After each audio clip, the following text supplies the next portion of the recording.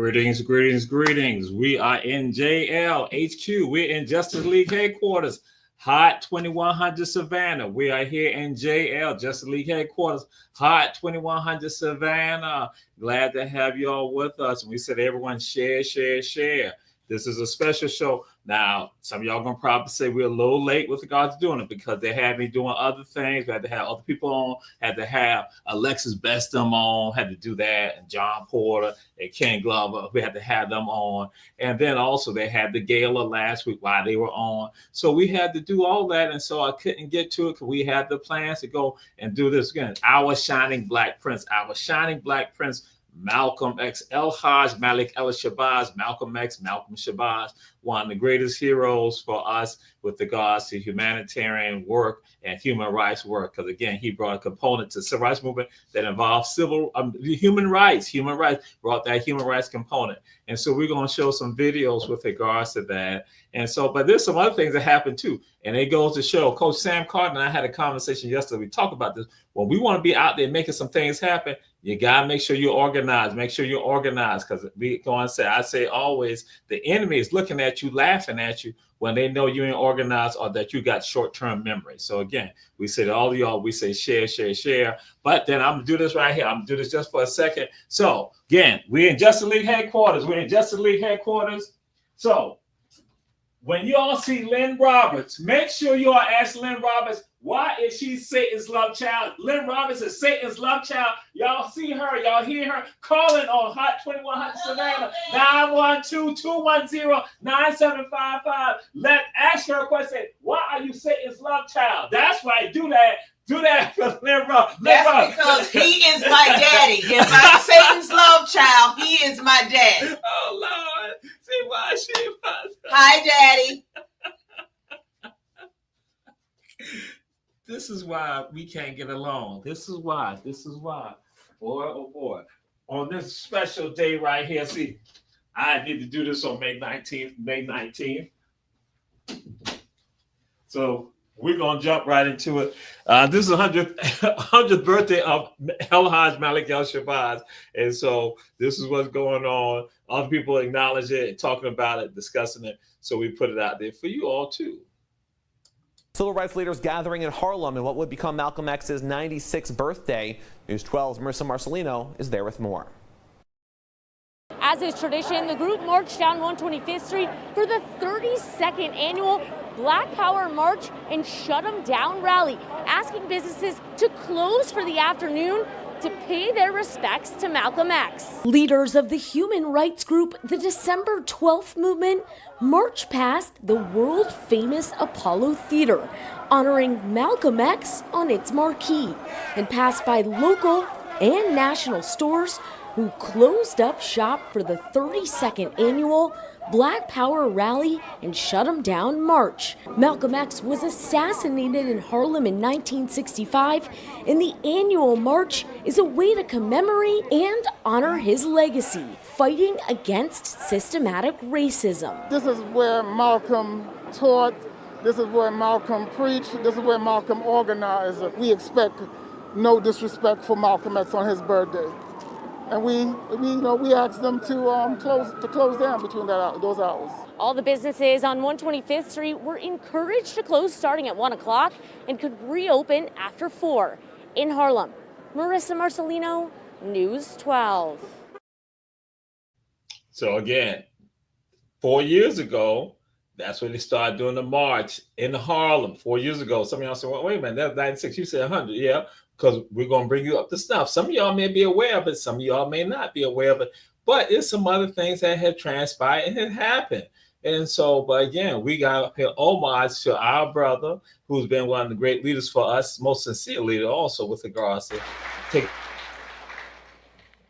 In order for you and me to devise some kind of method or strategy to offset some of the events or repetition of the events that have taken place here in Los Angeles recently, we have to go to the root. We have to go to the cause. Dealing with the condition itself is not enough. And it is because of our effort toward getting straight to the root that people oftentimes think we're dealing in hate. And we're not dealing in hate. We're merely giving truth. We're addressing the issues that are before us. We're dealing with the issues that we have to look out for. Because we have to look out for the least and the left out. And so with regards to that, and that's what Malcolm represented, many of us follow those ideals and those principles. And get people celebrating his legacy, discussing this man. And so some things have happened. We're going to be playing an interview that Malcolm did with J. Herman Blake. And I know J. Herman Blake, but then we're going to be doing some other things tied to why it is key for us even today with regard to some of this. Malcolm X Day is an American holiday in honor of Malcolm X that is celebrated on either May 19th, his birthday, or the third Friday of May. The commemoration of the civil rights leader has been proposed as an official state holiday in the U.S. state of Illinois in 2015 and Missouri as recent as 2019. As of present, only the city of Berkeley, California, observes the holiday with city offices and schools closed. The Malcolm X Day holiday has been an official holiday in the municipality of Berkeley, California since 1978. Since then, there have been multiple proposals for the holiday to be official elsewhere. Most recently in 2014, a proposal put forth by the Council of Islamic Organizations of Chicago to make the holiday in the U.S. state of Illinois. The Illinois proposal differs from the Berkeley, California resolution in that the holiday would be observed May 19th instead of the third Friday in May. Before that, unsuccessful attempts were made in Atlanta, Georgia, and Washington, D.C., with numerous calls for it to be celebrated alongside Martin Luther King Jr. Day as a federal holiday. In 1993, this holiday was proposed at the federal level to Congress as H.J.R. 323 by Congressman Charles Rangel. In 2015, the Illinois Senate unanimously passed the resolution for the official holiday designation where the law officially designated May 19, 2015, and every May 19 thereafter as Malcolm X Day. Though the resolution passed making the holiday official, the Illinois official list of holidays still has yet to reflect the holiday. On This Day event is an educational project. Thank you for watching. Don't forget to like and subscribe our channel. And again, honoring our brother. Again, people around the entire country have wanted to make sure that Malcolm is recognized because, again, he dealt with human rights and he brought that component to the civil rights movement, to the struggle of African people and people, oppressed people around the entire world. And that's why, again, R.C. Davis called him, the late R.C. Davis called him our shining black prince when he utilized Malcolm in his life. And so, again, we'll show you some more highlights with regards to Malcolm. And again, why he's important to us and why people are honoring him. And this, again, another story that's done with regards to Malcolm's life. Well, today marks 100 years since the birth of Malcolm X. Outside his home at 72 Dale Street in Roxbury, a sign was put in place to signify the date. This house is the only residence in Massachusetts associated with the civil rights leader that's still standing. Years before he became Malcolm X, Malcolm Little lived here from age 14 to 21. His sister, Ella Little Collins, a civil rights activist, also grew up in that home. In New York, Malcolm X's daughter honored the day by speaking out about her father's legacy. My father came along just in his 20s, and he said, "We demand our human rights as your brother. We demand our human rights as ordained by God." And he introduced, for the first time, a human rights agenda to the civil rights movement. And so we are here. She is also calling on people to renew efforts to uphold diversity, equity, and inclusion. And again, those words should be resounding for us right now, because we are in a country right now that is out of living off of meritocracy, not meritocracy, meritocracy. That, again, people are so afraid that we see people, institutions across corporations, that people say they went to Dollar Tree, Family Dollar, other places like that to get Juneteenth items that they used to carry, no longer carry it now. But again, because they caught up into being fearful with regards to history and culture that is ugly for this nation right here. And Malcolm discusses right here, being honest, being real about it, because that's the only way that we're going to be able to address these issues in this country for us to have this healing that people want us to see, want us to have. And so that's why, again, we are celebrating and honoring our brother. And so, again, another clip with regards to Malcolm. Then we're going to go into some other things and let y'all check out some other information that might be pertinent to you all also with regards to who you are and where you live. I'm Melissa Wright at the Malcolm X Memorial Foundation. Neighbors, a newly elected official, and one of Malcolm X's daughters gathered to honor his legacy just days before his 100th birthday. Malcolm X was born right here in North Omaha. In 2024, Nebraska lawmakers officially declared May 19th as Malcolm X Day. The proclamation was read by the director of the Malcolm X Memorial Foundation and handed to his daughter, Ilyasa Shabazz. Shabazz says being back in her father's hometown brings back deep memories. Sense of compassion, his wanting to include the Black African diaspora within the human family. After decades, she says it's powerful to see her father finally honored here. What you do in the dark always comes to light, right? Because the narrative that was written of Malcolm X was so inaccurate. This comes as public opinion about Malcolm X continues to evolve today. Malcolm X that most of us learned about in our youth, we've discovered is not the Malcolm X that we've come to know in our truth. Thursday's celebration also honored Omaha's mayor-elect John Ewing Jr. Malcolm X was a hero in his own right. Ewing reminded the crowd honoring history fuels the future. As your first Black mayor, on the backs of a lot of amazing people in this community. I think it's fair time that we now, embrace all the contributions that each of us can give so that we can have a better society and a better world. The Malcolm X Memorial Foundation, founded 6 years after his death, was awarded $20 million in 2024 to expand and renovate. The director of the foundation says she hopes this will bring more visitors and more awareness to Omaha's role in history. Leading up to Malcolm X's birthday on May 19th, there are several events in Omaha and across the country. For those details, you can visit this article on our website. In North Omaha, I'm Melissa Wright. Again, our hero, our hero, our hero. Someone who stood up for us, who fought for us, and it is our job to stand up and speak out for Malcolm also.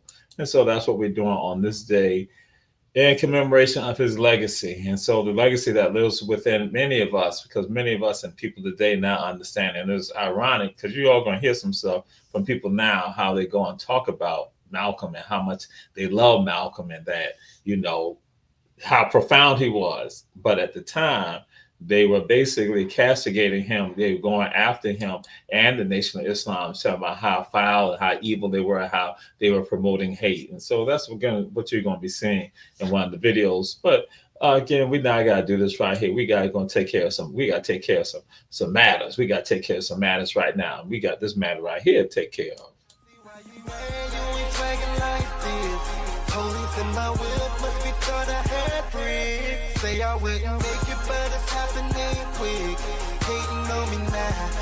Hello, world. We're here serving Savannah, Atlanta, Jacksonville, Brooklyn, Houston, Philadelphia, Los Angeles, and the world. The best music all the time. The greatest songs ever made, every time. Tune in to Hot 2100 Savannah and get a taste for your ears. Hot 2100 Savannah.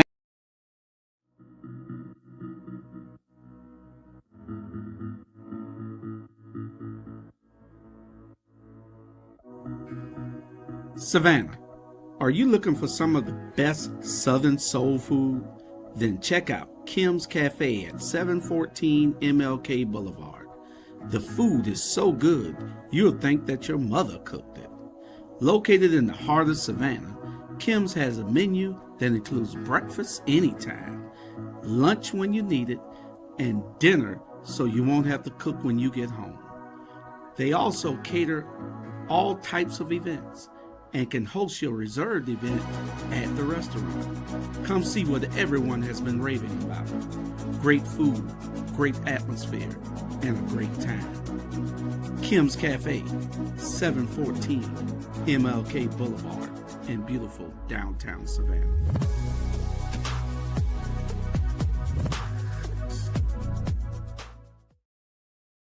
And we say support One Price Cleaners located in the Farmers Market in Garden City on Highway 80. And we say join all of us on our grand opening of Hot 2100 Savannah on June 14th. June 14th, we will be celebrating the grand opening of the Justice League headquarters, JLHQ, right here. More information will be put out there on social media and various platforms with regards to Hot 2100 Savannah grand opening. So check us on out. We are back. We're honoring the great one, our shining Black Prince, and glad to have our sister Deidre Murray. Glad to have her. Glad to have you, Johanna. Glad to have Mark. Glad to have you all always checking us out. And so we're honoring him. And David, glad to have you all. So good evening. So again, glad to have you all. Couldn't do it without y'all. And so we wish that y'all can be at the grand opening for Justice League headquarters for Our Black Media and Hot 2100 Savannah. But now we come to this right here. So what goes on? You all saw, I showed y'all the clip from 1996, 4 years in 2021. They said, listen, businesses that are in Harlem, local or national franchises, that you shut down your business from 1 to 4 for 3 hours, from 1 to 4, shut down your business in homage and honor of Malcolm. So again, right there. In fact, 125th Street, you got streets named Lenox Avenue, all that, some of them renamed for Malcolm. So they say, shut it down. They say, shut it down.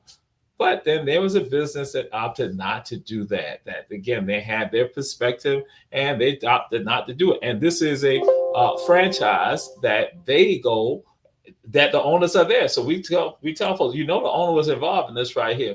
So we're gonna just play these two clips right here for you.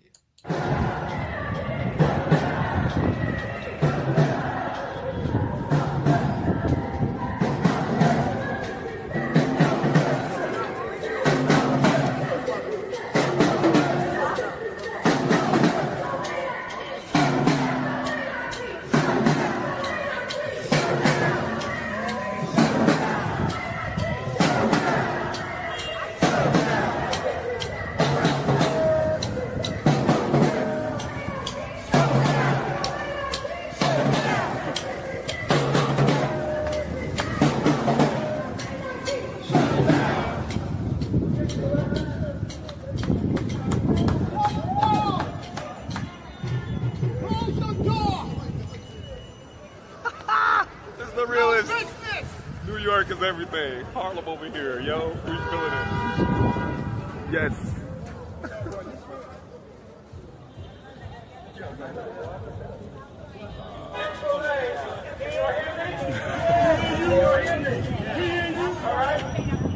Chick-fil-A ain't gonna be able to make it today. I want y'all to get that in your mind. Ain't gonna be no chicken from Chick-fil-A. So we're gonna take care of our business. We're going to take care of our business, and then we coming back to Chick-fil-A. We straight ahead? Let's do our work, and then we come back. Because ain't going to be no chicken from Chick-fil-A today. So all you brothers and sisters who got your mouths watering around some chicken, that chicken's going to kill you. Black power against Chick-fil-A. I can hear your black power against Chick-fil-A. No chicken today. No chicken today. No chicken. Let's go do our work so we can come back. Respect. Straight ahead. Black power. Black power.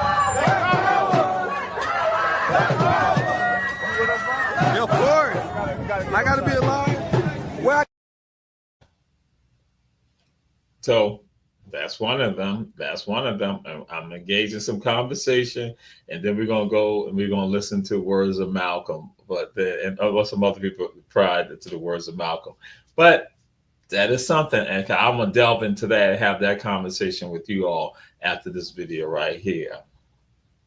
No Chick-fil-A! No more Chick-fil-A! No more Chick-fil-A! Y'all, we gonna be here for a minute.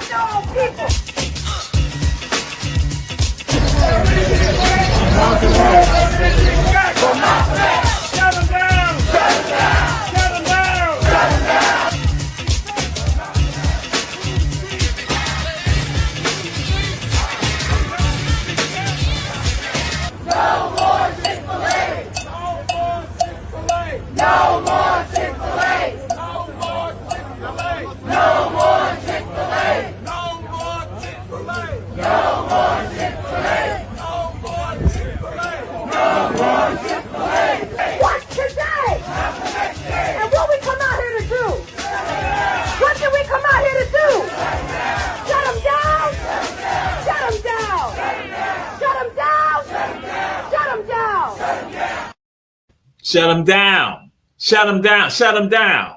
Shut them down.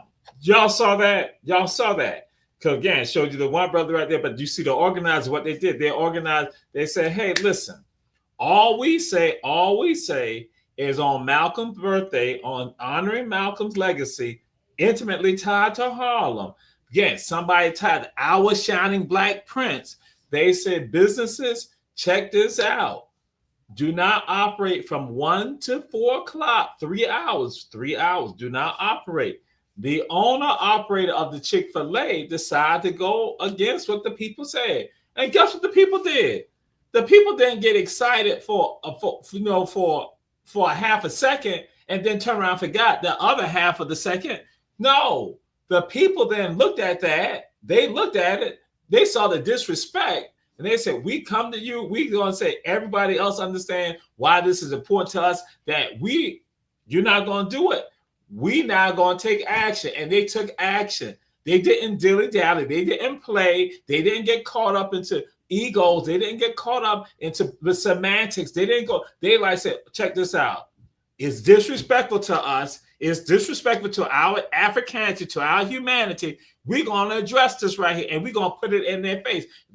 No more Chick-fil-A. No more Chick-fil-A. Shut them down. Shut them down. Shut them down. That's what they did. They went and shut it down. They didn't play games, and so you saw the people. And what numbers going to say about 100 people, about 100 folks. So again, you got millions in New York, but guess what? 100 people. That's why I say 100 people. 10 people can make some things happen, long as they are organized and down with it and committed to it. The problem is that a lot of us are not committed. Not committed. We play the games. We got this sensation. We got this orgasmic feeling, for that moment, for that half a second. But then guess what? You still got life going on after that half a second. We got the same issues going on after that half a second. And guess what? We chilling. We just doing it for social media likes and all the other foolishness like that, or just be popular or something like that amongst our friends and family members or some other people. Or like, yo, check this out. No, it's about being real. It's about being committed, and that's a part of it. Excuse me, I made a mistake. It's not just say or being organized. It's about being committed. Being committed. Being committed, and then understanding that you got the power to make it happen. You got the power to make it happen. You don't be concerned about other people. If you know what's right, you go forward with it. That's the insanity that we're dealing with. So, but them brothers and sisters, that's why I said I applaud. Even though I couldn't do it on May 19th, guess what? This was fortuitous because this thing came out on social media, and I said, bam, I'll make sure to show that. So some of y'all out there where you are at locations and things need to be done, yo, let the people know, yo, be committed in this struggle right here. This beautiful struggle, as our brother Talib Kweli said, the beautiful struggle. Yo, that's what this is a beautiful struggle that we're in. A beautiful struggle for liberation, for freedom, for justice, for equity, for equality, truth, justice, and righteousness, reciprocity, which is karma for some of you. Bam, that's what this is. It's a beautiful struggle. But instead we playing games, like we look at it, we caught up for a second. Like, it ain't about being caught up for no damn second. It's about being caught up for a lifetime. I told somebody yesterday, I said, yo, you only get tired once you die. That's what happened. You only get tired once you die. Once you die, that's when you get tired. That's when you die. When you dead, that's when you're tired. Otherwise, that you're not tired. You don't be getting tired if you're about it. That's what I have to say. If you're about it. Now, if you just in it for a second, then all right, I got you. And so guess what? You being in a second helps along the way. As WW Law would say, it was some measure. It had some measure. But then also, I'm saying, but when you're not out there saying you are a voice for the people, bam, you committed. So stop with that stupidity. We do stuff just for a half a second and then go on. And then that's why I said the enemy looks at you and laughs at y'all, laugh at you. Because they're not committed. They ain't going to stick to it. That's a part of some of the Dinkra symbols, other things. Stick to itness. Them being able to stick to it and be in their face, being committed to it. So yeah, so we had to throw that on out there and let folks know that this is what this is about. We are honoring our people, acknowledging our people, our hero, again, who brought it to us that, respect our humanity. And so that's why they said in Harlem, listen, you ain't respecting Malcolm's humanity. We're going to step up to the plate and we're going to then shut you down. And that's what they did. Imagine if we did that in other places too, that we are committed and that we go about shutting places down. We shut them down, let them know we're not gonna let y'all disrespect us like that. And so again, as I said, Chick-fil-A, you know, it gotta be their owner operated. So I mean, the owner had to make that decision to keep it open. So they went and showed the owner, guess what? Ain't nobody getting chicken today, and they ain't got no chicken, you know, at Chick-fil-A. But again, that's why we give, you know, that credit to our brothers and sisters who are making it happen. We want to pass that information on to you all to say, hey, this is what this is about. It's about this commitment. And so now, as I share with y'all, it is so ironic that today, other people that come up and talk about some things, and that's what somebody's going to be discussing, how they view Malcolm right now. But then when there was another view of Malcolm, and that's what played a role in his assassination, you know, with regard to the Nation of Islam and our Organization for African Unity, Afro-American Unity, that again, all of that, again, fear was spread to people. Black folks were fearful. Black folks were fearful. Black folks who should have been down were not down. Black folks who understood what this man was about, that this was a sincere leader, but guess what? They were not down. So you're going to see how today, and that's what I tell them, once you're dead, that's when no narratives change about you. That's when you become the best thing ever. You become the greatest thing since ice cream. You know, ice cream is great. And the best ice cream is chocolate sundae caramel delight. Chocolate sundae caramel delight, that's the best one. So again, we're going to come to this right here for you all. So then that way y'all can see how times are changing. Times are changing. Like Bob Dylan said, times are changing. Democracy depends on a free press. Please support our independent journalism at democracynow.org/give. This is Democracy Now!, democracynow.org. I'm Amy Goodman. 100 years ago today, on May 19th, 1925, the man who would become known as Malcolm X was born in Omaha, Nebraska. Malcolm X would go on to become one of the most influential political leaders of the 20th century before he was assassinated at the age of 39 on February 21st, 1965, as he was standing at the podium before a crowd in Harlem's Audubon Ballroom. His wife, Dr. Betty Shabazz, pregnant with twins and sitting next to her 4 daughters, aged 6, 4, 2, and 5 months, were in the ballroom looking on. In 2023, the family of Malcolm X filed a $100 million wrongful death lawsuit against the FBI, the CIA, New York City and state, and the NYPD, as well as the district attorney's office for concealing evidence of their involvement in Malcolm X's assassination.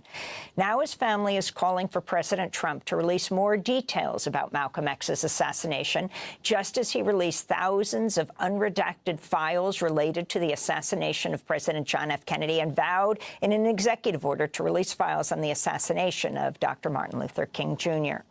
The state of Nebraska officially designated May 19th as Malcolm X Day in 2024. His daughter, Dr. Ilyasah Shabazz, was recently there to remember her father's legacy and joins us in our studio. But first, we go to an interview in the 1960s when Malcolm X briefly spoke about his childhood. He was questioned by Chicago reporter Jim Hurlbut in a clip featured in the PBS American Experience documentary Malcolm X, Make It Plain.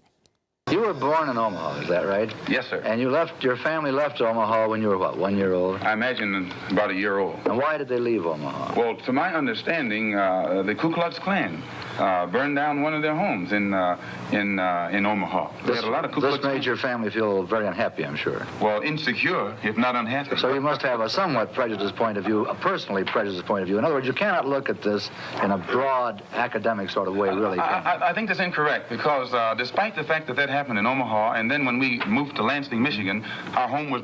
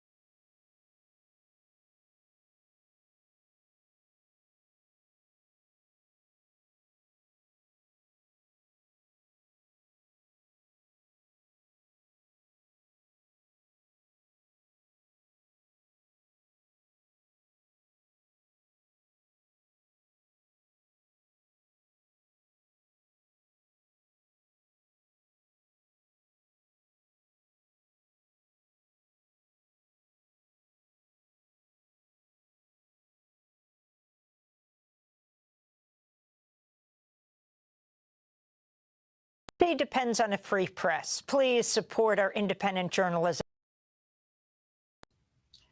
So something happened, government conspiracy. So we're going to go back. Government conspiracy. I think it's probably Lynn Roberts, the devil, Satan's love child. .org/give. This is Democracy Now!, democracynow.org. I'm Amy Goodman. Burned down one of their homes in Omaha. They had a lot of This made your family feel very unhappy, I'm sure. Well, insecure, if not unhappy. So you must have a somewhat prejudiced point of view, a personally prejudiced point of view. In other words, you cannot look at this in a broad academic sort of way, really. I think that's incorrect because despite the fact that happened in Omaha, and then when we moved to Lansing, Michigan, our home was burned down again. In fact, my father was killed by the Ku Klux Klan. And despite all of that, no one was more thoroughly integrated with whites than I. No one has lived more so in the society of whites than I. So that was Malcolm X in the 1960s. Today would have been his 100th birthday.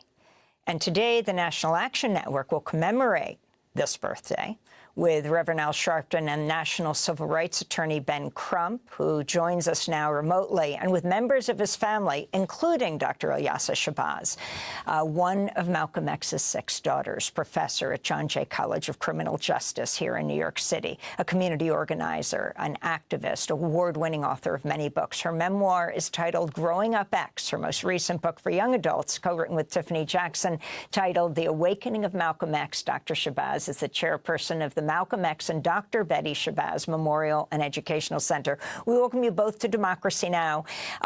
Before we turn to Ben Crump, Dr. Shabazz, it's great to have you with us again. Your thoughts as you watch your father talking about being born in Omaha, being forced out by the white supremacists there, his legacy. And as I shared with members in that community, that was the legacy, that was the foundation for my father. His parents instilled these specific values of love, of care, compassion, environmentalist. It's such a beautiful place. And it is just so indicative of how this young boy would grow up to be this iconic human rights figure.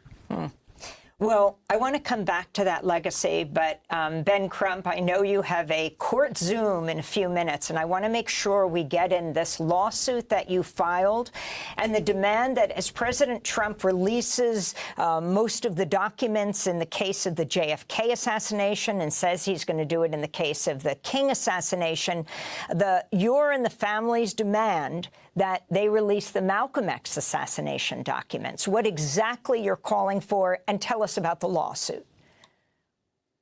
Certainly, Amy. First, I want to say thank you to Dr. Ilyasah Shabazz and her family for keeping the legacy of Malcolm X alive 60 years later on what would be his 100th birthday. We can never say thank you enough. As it relates to the court case and celebrating his enduring legacy, we continue to fight for justice for Malcolm X by any means necessary. We are calling for truth and transparency to finally be the prevailing factor in all of this legal minutia. We know that the FBI files exist. We know that they were surveilling every waking moment of Malcolm X's life. We know that they were aware of assassination attempts on Malcolm X before he was fatally killed in the Audubon Ballroom. And so in our lawsuit that we filed for $100 million against those who conspired to assassinate Malcolm X, one of the great thought leaders of the 20th century, we continue to try to make absolute certain to everybody who's paying attention that this was an intentional effort at the behest of the leaders of our government, that being New York Police Department, the FBI, the CIA, all the way to the very top. And so therefore, finally, 60 years later, on what would have been his 100th birthday, we implore the federal government to release all of the FBI papers on Malcolm X. You know, as you sue the city, it makes me think about the fact the mayor is going to be with you. Is that right? Today at noon, Mayor Eric Adams, who is a former police officer, and now he's the mayor. And he has ability to release information about the assassination. Ben Crump, do you know if he's going to do this? Well, you know, we are involved in litigation with the city of New York, and it is our hope that he is going to be able to speak with Dr. Shabazz, as well as other civil rights leaders who are encouraging him to help finally get justice for Malcolm X's family. You see, Amy, you know, 2.5 years ago, the city entered into a settlement agreement with those two brothers who were wrongfully convicted for killing Malcolm X. And when you really think about it, those men suffered. But who suffered the greatest for the assassination of Malcolm X? Is Malcolm's family, his wife Betty Shabazz, his daughters. That's who suffered the most. And can we finally give them some measure of justice and accountability? That is what this fight is for. In fighting to pay homage to Malcolm X's enduring legacy of self-expression and self-determination for Black people all over the world, as well as those oppressed by the oppressor and then exploited by the exploiter. What we want to do is make sure there is some measure of justice, some measure of accountability to Malcolm's family, to say that we understand that even though the assassin's bullet may have killed him, we never stop fighting for Malcolm X's life, for his justice, and for his accountability. And that's why we do what we do. We do that not just for the legacy of Malcolm, but that's for anyone. That's for all of us out there who are doing this work. All of us who are out there striving to make this world a better place for all of us. And so that's why I say again, when you're involved in this, you're not in it just for a half a second. You're in it for the long haul. You're in. Let me say this. I hope you're not in it for a half a second. I hope you're in it for a long haul. So to bring about the ultimate liberation and salvation of a people, bringing about justice for people in all aspects of their lives, from the fun to education, to housing, to employment, to spirituality, to all elements of their lives, you know, health and all that again, we work with regards to that. And so again, well, we're going to deal with Malcolm in an interview that's done with J. Henry Blake. But first, before we do that, gotta do this right here. Hot 2100 Savannah. We got up the QR code up there on the screen. Hot 2100 Savannah. QR code in the house. And that what you can do, you can listen to Lady Lynn Roberts every day, Monday through Friday, from 10 to 2. You can hear her with regard to Southern flavor in the midday, the mix. She got the Brown Liquor songs, all that. Lady Lynn Roberts, you can listen to her. Then you got all these other great shows that come on. Chill Time with DJ R3 and DJ Lee. Then you got Julius and Jamal in the morning on Saturday mornings. You got them right there, 8 to 10. You can see all that. You can see it because, again, we got the simulcast going on, too. We got simulcast happening right now. So you got the QR code, but you can also see us on Facebook. You can see us also. We're going to be on YouTube, all that. And then don't forget about Roku. Roku TV, bam, Hot 2100 Savannah and the world. And in addition, Our Black Media. So that's why we do what we do. So now, gave you the word, gave you the message. Now I'm going to give you some more Malcolm.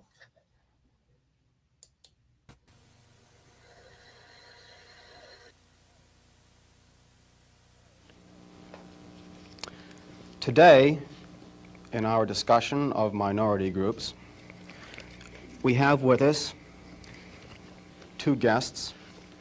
One is Minister Malcolm X. Shabazz, one of the top leaders of the Nation of Islam, or the so-called black Muslims. And we also have Mr. Herman Blake, one of the teaching assistants in the course. We will discuss today some of the goals and some of the strategies of the Nation of Islam. And I wonder if Mr. Blake might start it off by asking Mr. Shabazz a question.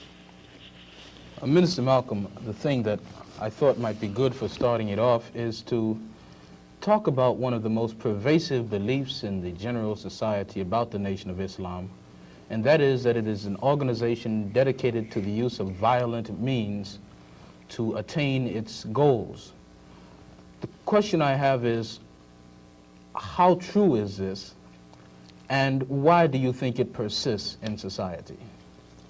Well, the Muslims who have accepted the religion of Islam and follow the religious guidance of the Honorable Elijah Muhammad have never bombed any churches, have never murdered any little girls, as was done in Birmingham, have never lynched anybody, have never at any time been guilty of initiating any aggressive acts of violence during the entire 33 years or more that the Honorable Elijah Muhammad has been teaching us. The charge of violence against us actually stems from the guilt complex that exists in the conscious and subconscious minds of most white people in this country. They know that they've been violent in their brutality against Negroes, and they feel that someday the Negro is going to wake up and try and do unto them as they have do unto the whites as the whites have done unto us. We aren't a violent group. We are taught by the Honorable Elijah Muhammad to obey the law, to respect everyone who respects us. We're taught to display courtesy, to be polite. But we're also taught that at any time anyone in any way inflicts or seeks to inflict violence upon us, we are within our religious rights to retaliate in self-defense to the maximum degree of our ability. We never initiate any violence upon anyone, but if anyone attacks us, we reserve the right to defend ourselves. So to accuse us of being violent is like accusing a man who is being lynched, who is being hung on a tree, simply because he struggles vigorously against his lyncher. The victim is accused of violence, but the lyncher is never accused of violence. And I only point this out because the various racist groups that are set up in this country by whites and who have actually practiced violence against blacks for 400 years are never associated or identified or made synonymous with the term violence. But whites speak of Muslims almost synonymously with violence. Whenever Muslims are mentioned by them, violence is brought up, but it's not connected with any other group. This is a sort of a propaganda tactic, or what I would call psychological warfare, to in some way make the image of the Muslims in this country be a violent image rather than a religious image. I'd like to ask a question in that regard. What's interesting is that members of the Nation of Islam have not used violence even when black Americans were attacked. How do you account for this? Does this in any way contradict some of the basic premises of your movement? I don't know how you mean. Well, you maintain, for example, that you will not, or that you should not use violence unless you are attacked by the white man. And I think we can note in the last several years, certainly, dozens and dozens and dozens of instances in which Negroes have been attacked, killed in some instances. You mean in these demonstrations? These demonstrations and the bombings, for example, recently in Birmingham where they killed 4 little Negro girls. And what interests me is the fact is that the Nation of Islam has not done anything to retaliate. I think you should be happy. The important thing is, does your lack of action contradict any of your basic principles? I'll explain it. You should be happy that Muslims who follow the Honorable Elijah Muhammad, number one, don't believe in any form of integration, and believe that every mention of the word integration by whites, whether it be from the mouth of Kennedy on down to the mouth of the lowest, raggediest white liberal in the street who is beatnik-like involving himself in these integration efforts, if we believed in it, we would integrate, and we would fight anybody who got in our way or made any effort whatsoever to stop us from integrating. If we really believed that the law of the land, the Supreme Court, and other so-called judicial bodies were for real when they talked about integration, we would integrate. And knowing that the law was on our side, and any effort we made to demonstrate toward integration, why, we would know the law should be on our side, if it's the law of the land. If it is the law of the land, then the demonstrators are within the law, and the discriminators are against the law. But to show you the hypocrisy of the law, when Negroes demonstrate for integration, instead of arresting the discriminators, the law arrests the demonstrators. So this is a foolish move on the part of Negroes. And when you foolishly get yourself involved with an enemy, then whatever comes upon you, that's your business. As Muslims, we believe that separation is the best way and the only sensible way, not integration. And but on the other hand, when we see our people being brutalized by white bigots, white racists, we think that they are foolish to allow themselves to be beaten and brutalized and do nothing whatsoever to protect themselves. They are foolish. They should have the right to defend themselves against any attack made against them by anyone. If a dog is biting a black man, the black man should kill the dog. Whether the dog is a police dog, a hound dog, or any kind of dog. If a dog is sick on a black man, when that black man is doing nothing but trying to take advantage of what the government says is supposed to be his, then that black man should kill that dog or any two-legged dog who sicks the dog on it. Should other black men help that particular person who was attacked? I think you'll find, sir, that there will come a time when black people wake up and become intellectually independent enough to think for themselves, as other humans are intellectually independent enough to think for themselves. Then the black man will think like a black man, and he will feel for other black people. And this new thinking and feeling will cause black people to stick together. And then at that point, you'll have a situation where when you attack one black man, you are attacking all black men. And this type of black thinking will cause all black people to stick together. And this type of thinking also will bring an end to the brutality inflicted upon black people by white people. And it is the only thing that will bring an end to it. No federal court, state court, or city court will bring an end to it. It's something that the black man has to bring an end to himself. Minister Malcolm, let me, on the basis of your two remarks, ask a double-pronged question. One, is it then your assertion that the laws with respect to how Negroes are supposed to have equal opportunity and equal rights in this country are not meaningful or believed by whites? And secondly, what is your opinion and attitude toward the civil rights movement in general, and particularly the Reverend Martin Luther King and his philosophy of nonviolent direct action? If the white people really passed meaningful laws it would not be necessary to pass any more laws. There are already enough laws on the law books to protect an American citizen. You only need additional laws when you're dealing with someone who is not regarded as an American citizen. But whites are so hypocritical. They don't want to admit that this black man is not a citizen. So they classify him as a second-class citizen to get around making him a real citizen. If he was a real citizen, you'd need no more laws. You'd need no civil rights legislation.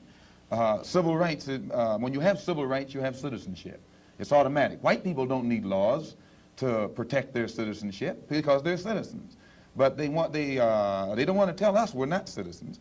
And at the same time, they don't want to pass laws that are meaningful enough to protect us as if we were citizens. And the Supreme Court desegregation decision is the best example I know.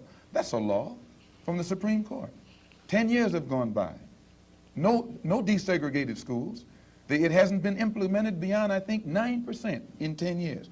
So this just shows you the hypocrisy of the American white man. They talk out of both sides of their mouth.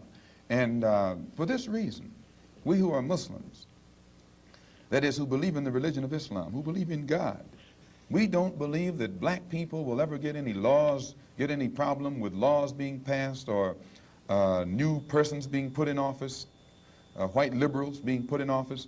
There is nothing that the white man will ever do to bring about true, sincere citizenship or civil rights recognition for black people in this country. Nothing will they ever do. They will always talk it, but they won't practice it. And with the Supreme Court, if the NAACP can tell me that they want a desegregation decision for me 10 years ago, but yet the schools haven't been desegregated, as I say, this is a victory with no victory. It's a victory that you can talk about, but it's a victory you can't show me. So if you represent the NAACP and you are telling me about this great victory you won for me, when I look at you, I have to conclude that either you have been duped yourself or else you are trying to dupe me.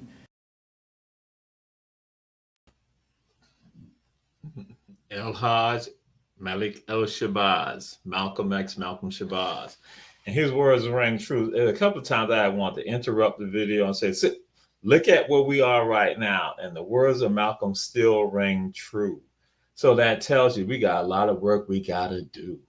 This is Hot 2100 Savannah, Our Black Media. This is Run Tell That on Our Black Media. We say check out all our shows on Our Black Media. And I say be committed, be committed. You're not ordinary, you're extraordinary. Be committed to the struggle, to this beautiful struggle for us to bring about liberation. We signing out, but check out all our shows on Our Black Media. And June 14th, starting at 2 o'clock, we're going to have the grand opening here at Hot 2100 Savannah. Peace and blessings.